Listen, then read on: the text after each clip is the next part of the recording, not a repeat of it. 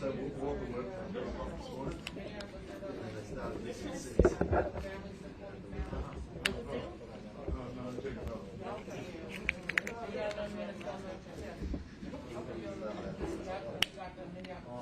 Okay, yeah. So any of our groups, probably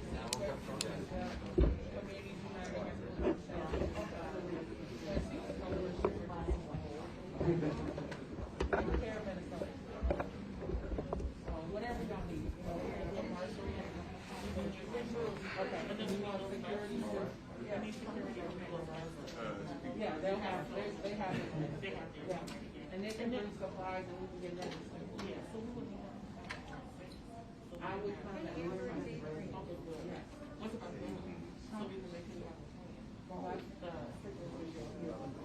I'm gonna mess okay.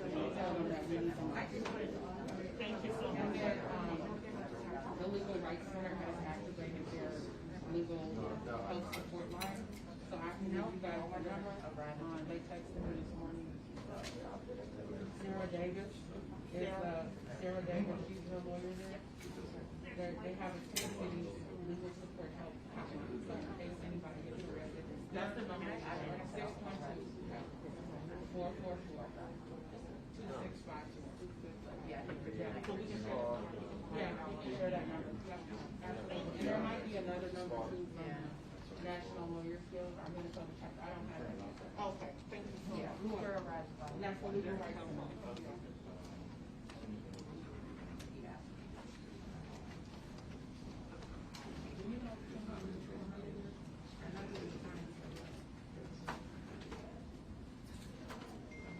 When they're going to start? It's going to be very soon.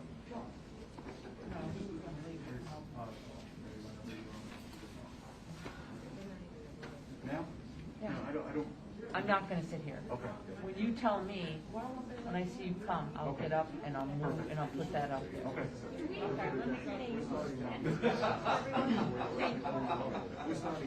Okay.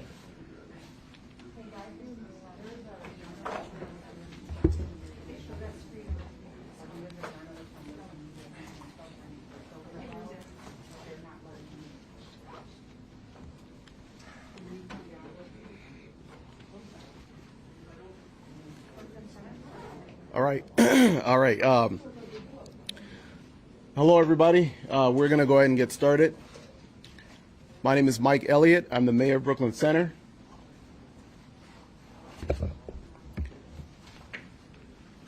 Yesterday, just shortly before 2 p.m., the City of Brooklyn Center Police had a police-involved shooting at the 3600 block of Orchard Avenue.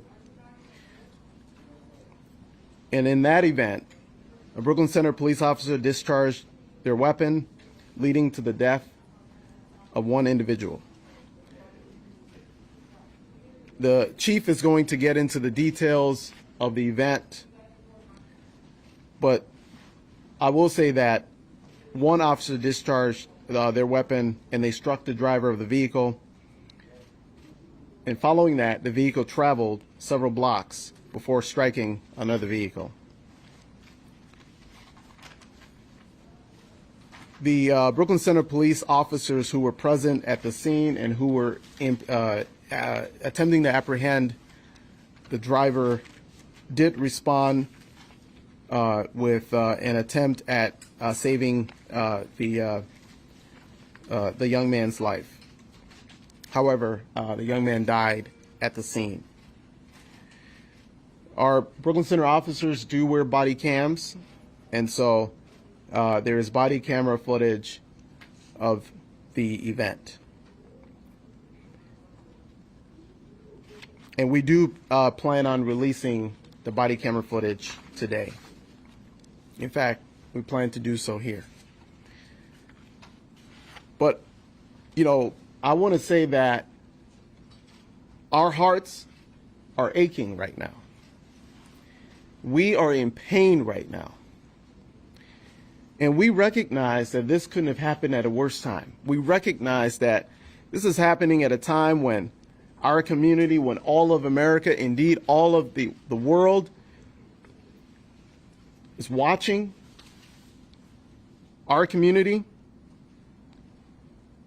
that we are all collectively devastated, and we have been for over a year now by the killing of George Floyd, and that we continue to be distressed as we go through the Derek Chauvin trial. So having a police-involved shooting happen in our community and killing a young man is heartbreaking and just unfathomable. And so our entire community is filled with grief at yesterday's police-involved shooting that led to the killing of Daunte Wright, a 20-year-old young African-American male. And my hearts go out to Daunte's family and to all those who are impacted by this tragedy in our community and the world over. And while we await additional information from the BCA, which is leading this investigation, we continue to support members of our community as they gather peacefully amid our calls for transparency and accountability. Let me be clear. We will get to the bottom of this. We will do all that is within our power to make sure that justice is done for Daunte Wright. We're going to continue to meet with community leaders and to hear their voices. In fact, we did that this morning. The chief and city council members and other elected officials from the state and city staff, city manager. We had a meeting earlier with community to be able to hear their voices in this time. And we're also going to have continue to conduct press conferences and share information with the public. As I stated, we do plan to show the body camera footage. And we're going to conduct a community press conference following this as well, so that we can talk directly with leaders of our community and organizations and share this information with them as well. We're going to also be providing some crisis counseling and mental health resources to all of our community members who may need and desire such services. And our collective community is grieving. Every single life, every member of our community is important to us. And so the events, like yesterday, are tragic. And, they take each and every one of us. They take a part of us as we experience these traumatic events. Just being exposed to it, I'm sure you're all feeling the aftermath of the weightiness of what we're all feeling collectively. And so I am going to invite Chief Tim Gannon to come up, and he's going to provide you a briefing about the details of what transpired yesterday, and then we'll stand for questions. Thank you, Mr. Mayor. Good afternoon, everybody. My name is Tim Gannon. It's Gannon. I'm the Chief of Police here in Brooklyn Center. I've been the chief for approximately 5 years, and I've been a police officer in the city for 27. Today, I will be releasing the body-worn footage worn by the officer involved in the fatal officer-involved shooting that happened on Sunday afternoon. I've watched the video myself, and there's nothing I can say to lessen the pain of Mr. Wright's family, friends, loved ones, for that feeling of loss that they must have. That pain is shared by the community and also all those involved in the incident. What I can do is convey my deepest sympathies to the Wright family and be transparent with the information I'm aware of at this time. That will include showing a video portion from the point of deadly force used by the officer as well as the officer's immediate reaction after the use of deadly force. I caution everybody as you watch this that this will be graphic and unedited. Could I have that video start, please? Someone turn the lights off? Just a moment here. Okay. Go ahead. It should be on both screens.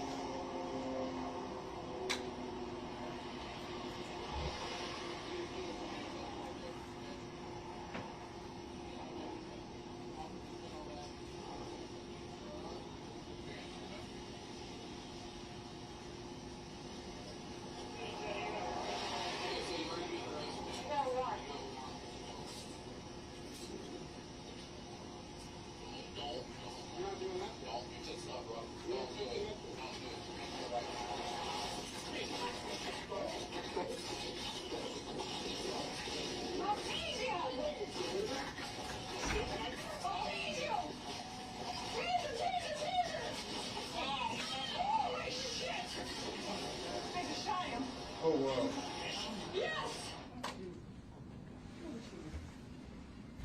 Can you turn the lights back on, please?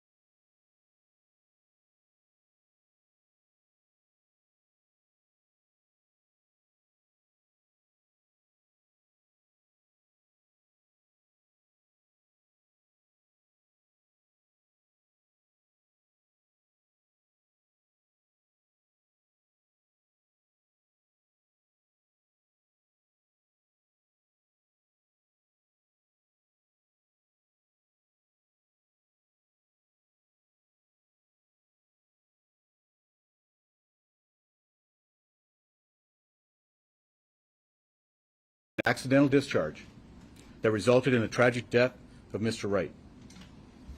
I have asked the BCA to conduct an independent investigation into the shooting and death. Once they are completed, I expect they will submit their findings, independent of me, to the appropriate authorities, the appropriate attorneys that will look and review this case. I'm also stressing that I do hope for the community to be patient and allow this investigation, criminal investigation, to be completed as thoroughly as possible. I believe Mr. Wright deserves this, as do all involved. The officer is currently on administrative leave. Make a short comment about what happened last night to our community, a community that I've been a part of for 27 years. I've seen some of the worst damage to this city I've ever seen in those years. Again, peaceful protesting, expressing yourself, we fully support that. But the ravaging of our businesses, the looting of our stores, the destruction to our pharmacies, we cannot tolerate that. I'm hoping that the community will have this level of transparency and know that this is being investigated by the correct authorities, which is the BCA. Unfortunately, they're not here today, but they are handling the investigation. And I have very little information besides what I've just given to you because they are handling that investigation. Mr. Mayor, do you have any comments you want to make?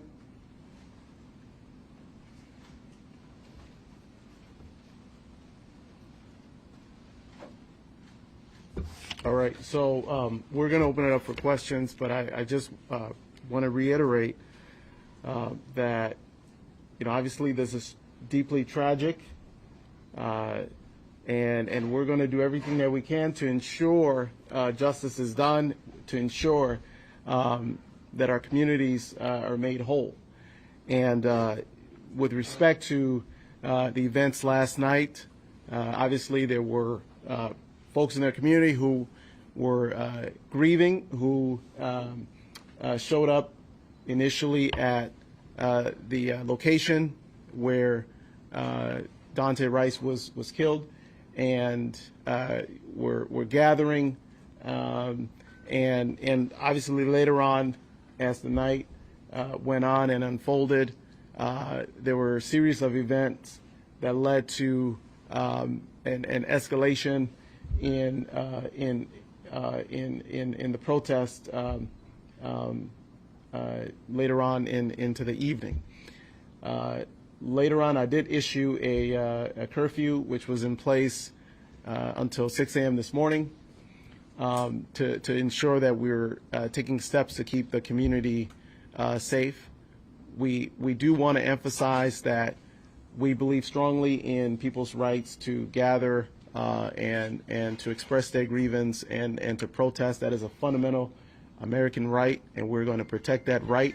And at the same time, we're going to also work to protect the safety of our community. And so we'll now open it up for questions.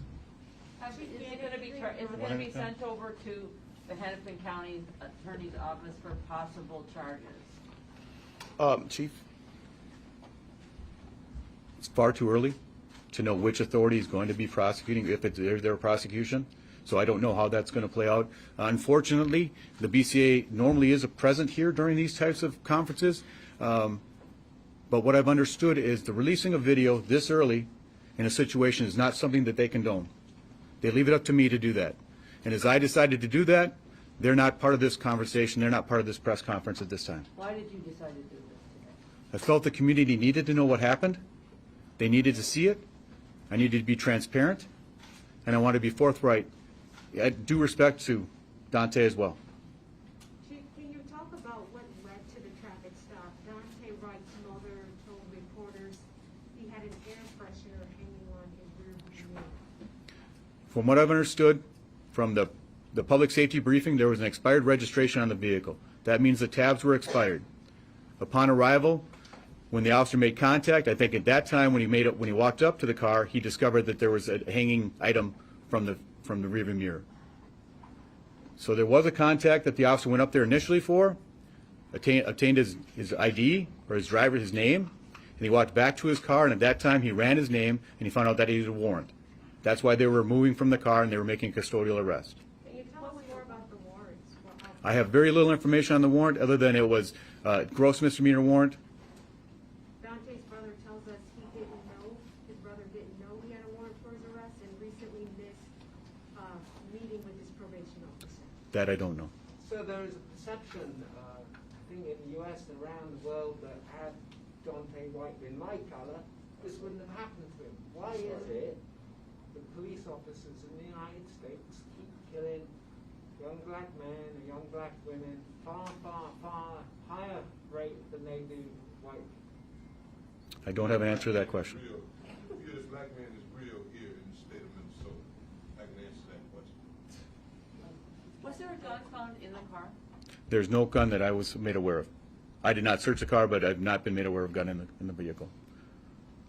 The officer, is she under any type of There has been mental evaluation? There has been a fair amount of social chatter in media, which I don't normally comment on, but there was some comments in social media that she had committed suicide. That is not true.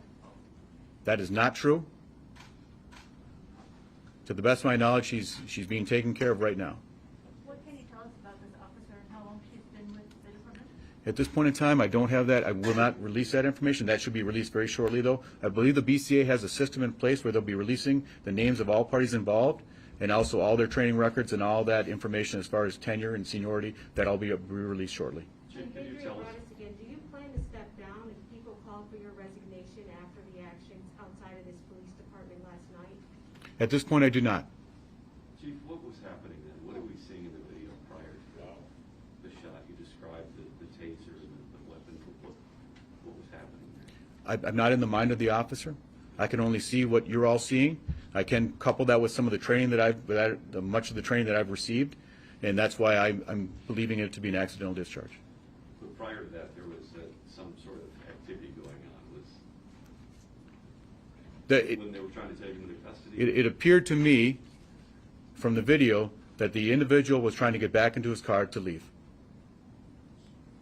Chief, how often do officers go through firearm training to try and maybe prevent something like that happening where you don't make that kind of mistake? Is it annual training, or is it, how does that work? We have numerous trainings throughout the year. We don't try to lump it all in one group, so there's numerous trainings where we do tactical training, we do firearms training, we do taser deployments. We have pretty thorough taser requalifications on a yearly basis, but then we also do a number of scenarios and role-playing exercises as well. I can take one more question, please. In the midst of a pandemic, why was it a priority to pull someone over for expired tax? And I don't know if that was a priority, but it was a violation that the officer observed and initiated a traffic stop. Chief, are you aware that there's a significant delay? Are you aware that there's a significant delay in getting tabs and things of this nature from the DMV? So even people who have purchased tabs are unable to get them because there's a 2 to 3 month backlog. Are you aware of that? And is your staff also aware of that? And have you made any type of recommendations to your staff to be mindful that we're in the middle of a pandemic and don't pull people over for tabs, particularly because there is a significant delay in getting those tabs from the Department of Motor Vehicles? Are you aware of that? I am aware of Chief that. Police. I am aware of that. Is your staff aware of that? Yes, they are. Chief, That was the last question. I'm sorry. I'm sorry. I'm sorry. Mr. Mayor. All questions are done. Mr. Mayor, can I ask you, in that video, the female officer clearly made a fatal mistake. She did the wrong thing. We understand she's going to be receiving some type of counseling, but should she lose her job, since it's abundantly clear that she killed someone? Let me be very clear. My position is that we cannot afford to make mistakes that lead to the loss of life of other people in our profession. And so I do fully support releasing the officer of her duties. do you support her being fired? I do. Okay. Mr. Mayor, you just said yourself, the whole world is watching the Twin Cities right now.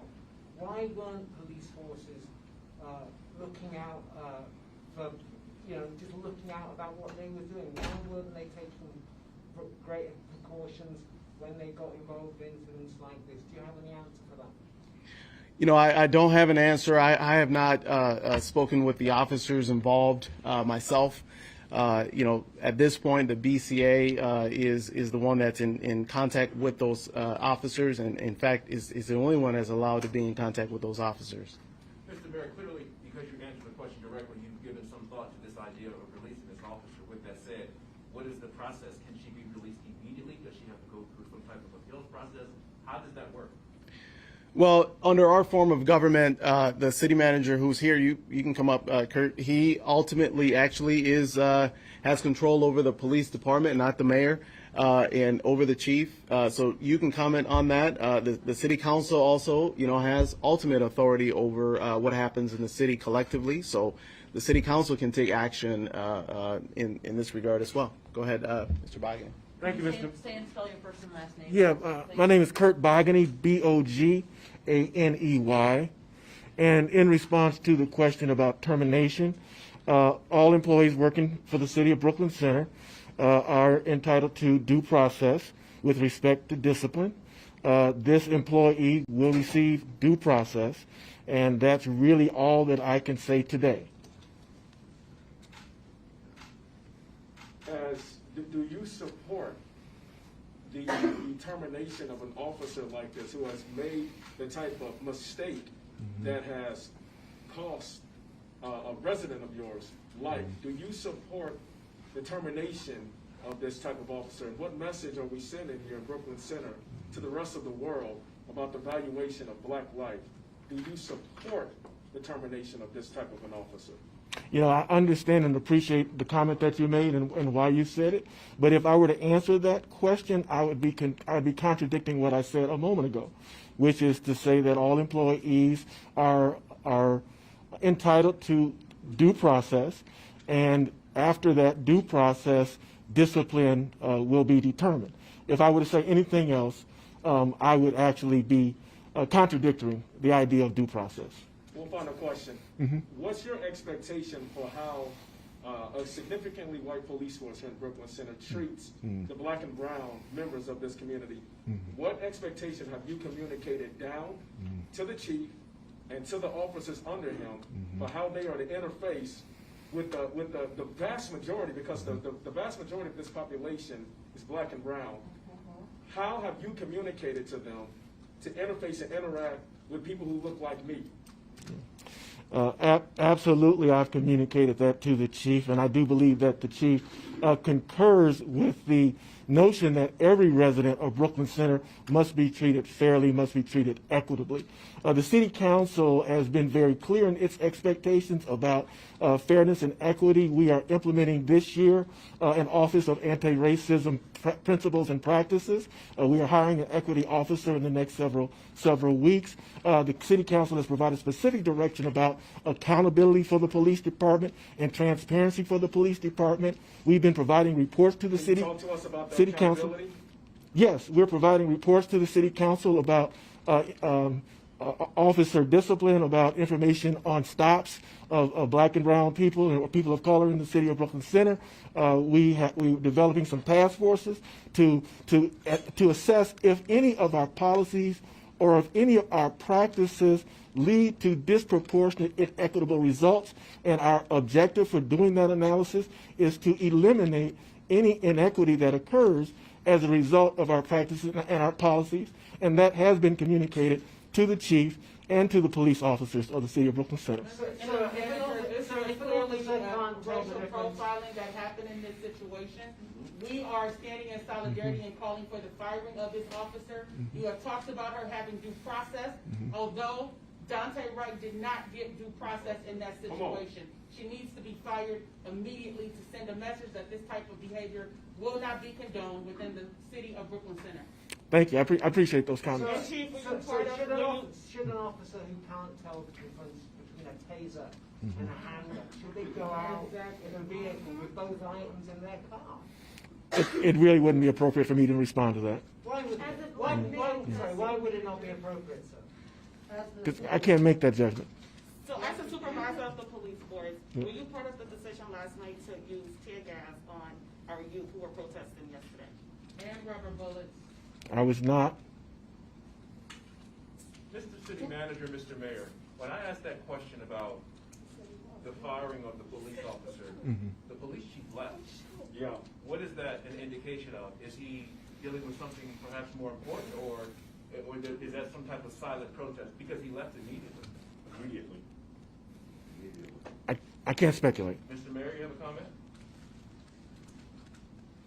I do not know why the excuse me. Does that bother you without knowing why that he just walked out? I do not know why the chief left. I can only speculate as to why he left at the time that he did. Does it bother you?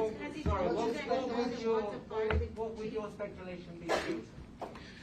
I don't have any speculation. I mean, it's possible that the chief takes a position perhaps similar to the city manager, that there needs to be some kind of a process, or I don't know. I mean, I would only. What was the conversation between you and the chief?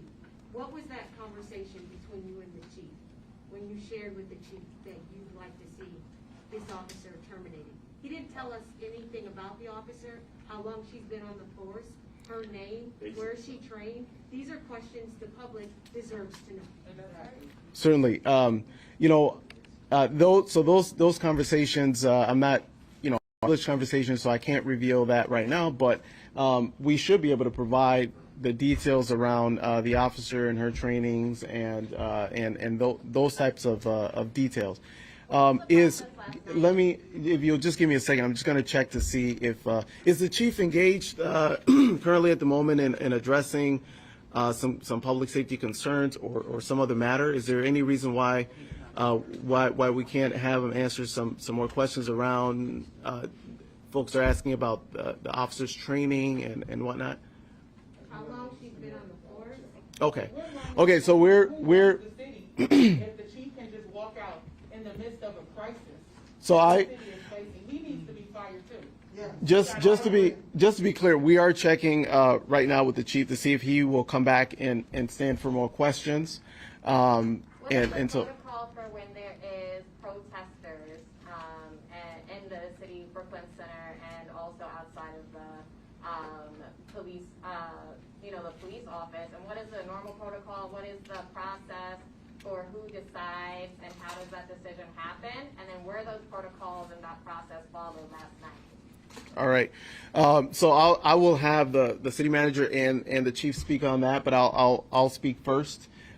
My role becomes active the moment that I declare a state of emergency, and if the city council acts to give the mayor authority over the police, or under their circumstances if there's a declaration of martial law. And so my role really is one of influence in those situations. I cannot give commands to the department. I cannot instruct the police chief to take certain actions or not to take certain actions. The person who can do that is the city manager. And so in terms of what the protocols are and, for handling protests, I imagine the chief will be coming back to join us and speak on that shortly. But Mr. Bogany, if you have any comments on that. And could you release the name of the officer who's involved in the shooting? It's public data. It's my understanding that name will be released very shortly, but it's my understanding that at this point the BCA, who's doing the investigation, is not. The BCA is not required not to conduct the investigation. You all Okay. specifically chose them, which means you Sure. have ultimate authority over what happened and what information is released. So just as the chief released that body camera footage, we're expecting the name of the officer to be released because that is public data. The BCA has no control over that whatsoever. Well, let me say this, and I will let the chief address that particular question as well. But I will tell you this: we have every intent to release that information as quickly as possible, and I'll just leave it at that. We don't have. There's no reason or desire to withhold that information any longer than it's absolutely necessary. So can you instruct the chief to release her name? I won't do that at this moment, at this place. Why? It would be inappropriate. It's not inappropriate. What was inappropriate was killing Daunte Wright under those circumstances. So you are working harder to protect a killer cop than a victim of police murder. Okay. Sorry. Yeah. I'm sorry. I'm back. I'm sorry. I left.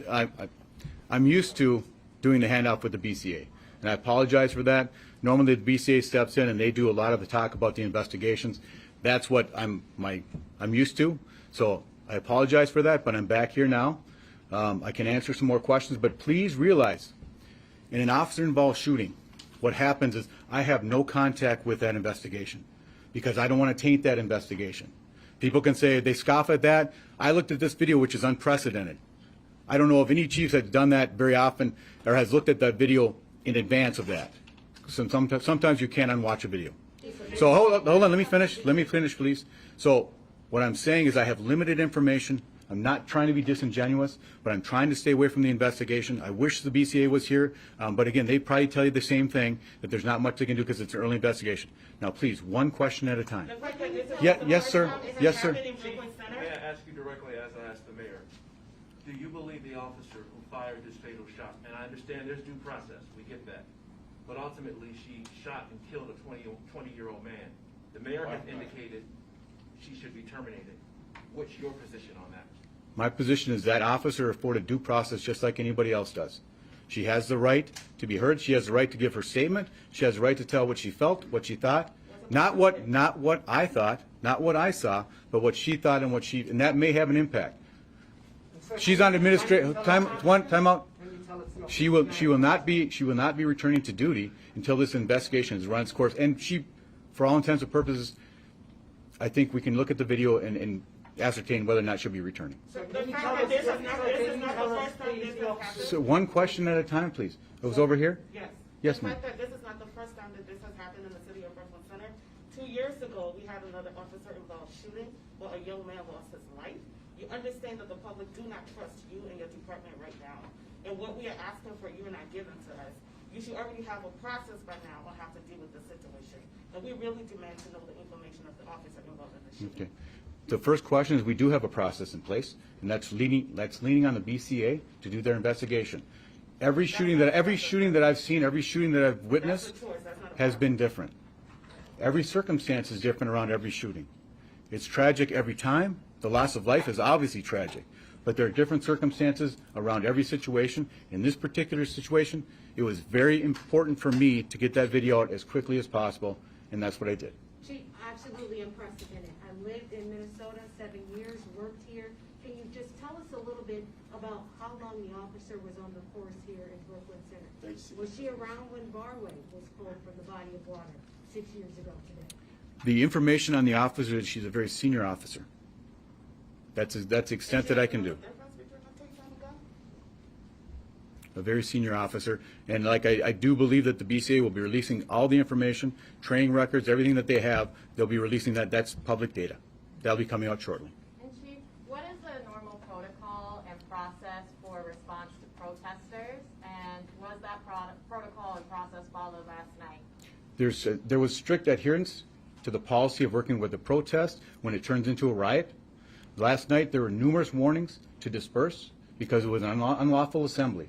It was declared at least 5 times while I was there. Plenty of time was given to disperse, and it was not.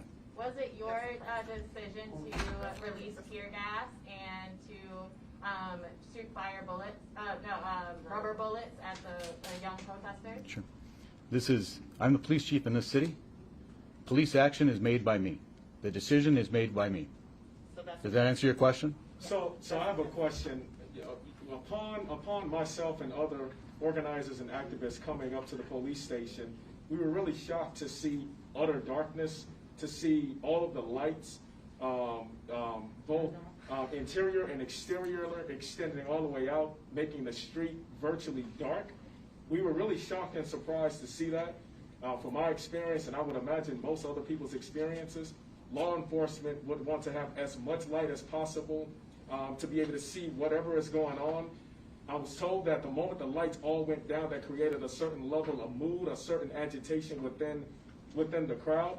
What was your thinking? Because I was told that you made the ultimate call to turn all the lights off, even the street lights that was out in front of the building, to turn all of the lights off. What was your thinking about turning off the lights in the midst of people coming and attempting to redress at the police station? What was your decision behind turning off all the lights? I don't know about the lights on the street, but I know the building lights were turned off because they created a backlighting for the officers that were on the front lines. They became targets for concrete blocks, frozen cans that I personally saw and ducked. So that's what I turned those lights off. So that turning off the lights made them less of targets? Or? Yes, they weren't backlit. So then the people that were in front, they couldn't see it. So if we have lights in front of us, that's what the police department would like to have. We'd like to be looking out forward, not behind us, because then you get backlit.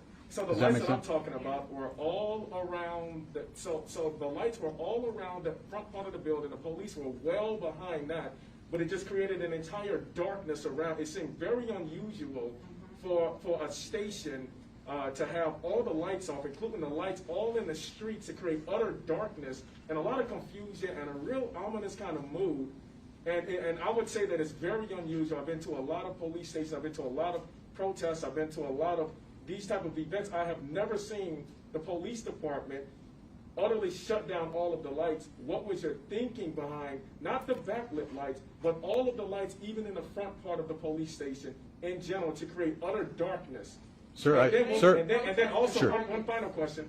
What was your decision to issue a dispersal order while they were peacefully protesting in front of the police station? What led to you to issue a dispersal order, and then on the back end of that 10-minute dispersal order, then to issue out CO2 canisters and gas for the crowd? So, can you talk to us about that? Just so everybody's clear, I was front and center at the protest, at the riot. We did not.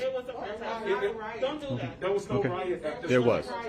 So the officers that were putting themselves in harm's way were being pelted with frozen cans of pop. They were being pelted with concrete blocks. And yes, we had our helmets on and we had other protection gear, but an officer was injured, hit in the head with a brick. That was a Hennepin County deputy. He was transported to the hospital. So we had to make decisions. We had to disperse the crowd because we can't allow our officers to be harmed. And I've already answered the question, I believe, about your lighting. I know that's a big deal with you, and I understand that, but I thought I've explained that myself. So that is, I told you it's my decision, and that's why I made that decision. Is there another question? Yes, ma'am. I mean, the room's tense, I can feel it. Yes, ma'am. What is on your heart?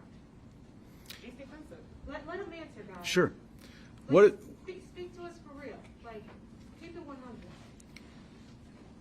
This is what I'm here for. Okay? I'm the leader of this department. They expect me to lead, to create a safe city. That's what I'm trying to do. So that's it. I hope you're not crying too. Okay? And yeah, I'm emotional. Guys, he's being honest. I'm just trying to be honest. So. When I have a question for you. Yes, sir.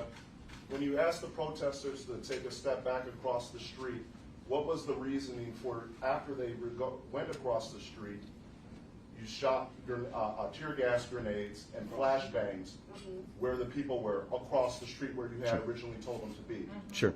The only time that we return, in every situation that we had, we returned fire. So when we got pelted with bricks or frozen cans, which you've collected, we photographed the evidence. We have the evidence. We can show that to you in the future. But once we got pelted, then we responded in kind. And there was a distance that there was a distance and everything that. Who had nothing to do with throwing anything. That's Sure. the danger of turning off the lights Sure. and firing tear gas and firing rubber bullets and firing flashbang grenades at people who were just exercising their First Amendment right Sure. to freedom of speech. That's the problem, Chief. I understand that, Did you ma'am. do things differently Would I do things differently last night? than last night? Absolutely not. Protests happened.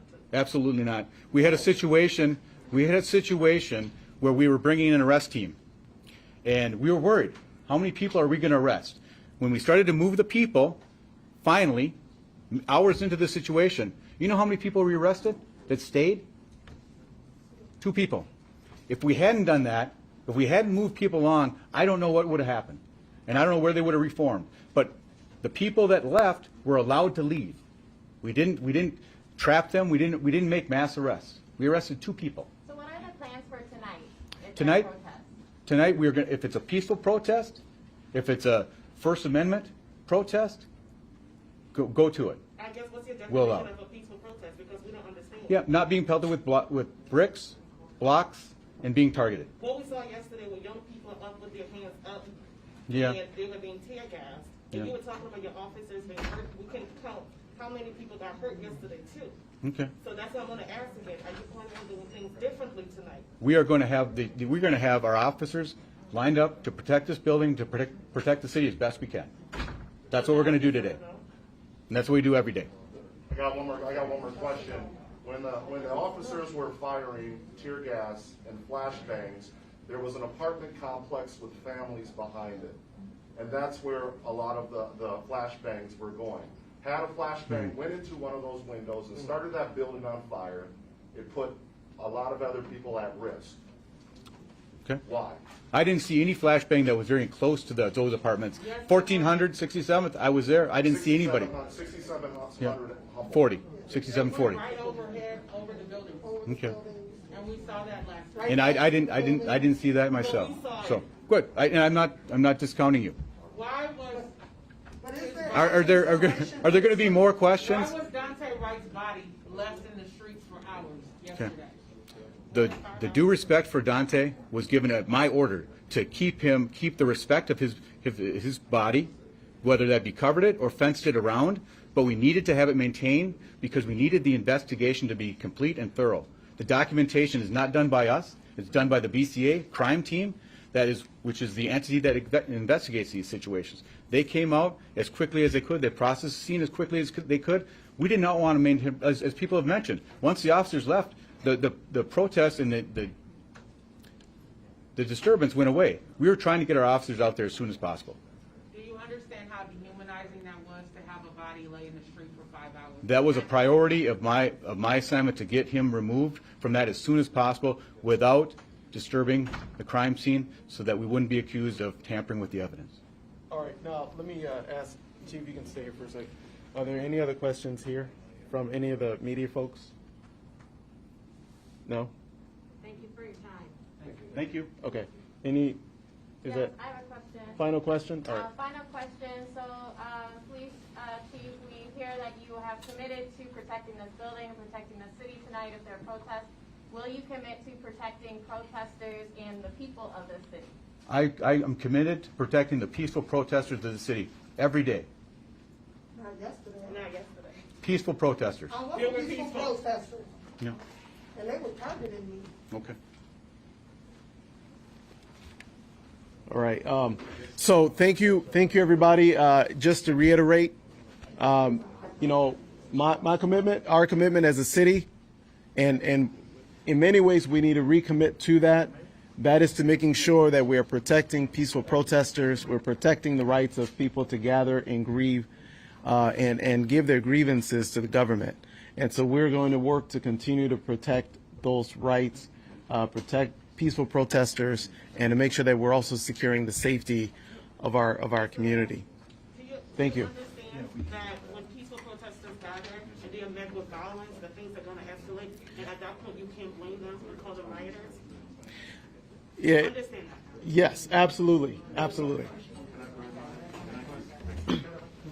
So, we have a community press conference downstairs, outside the building from So if you all community can leaders. reconvene, reconfigure downstairs, we're about to do a community-based press conference as well. It's gonna be right in front of optically the building.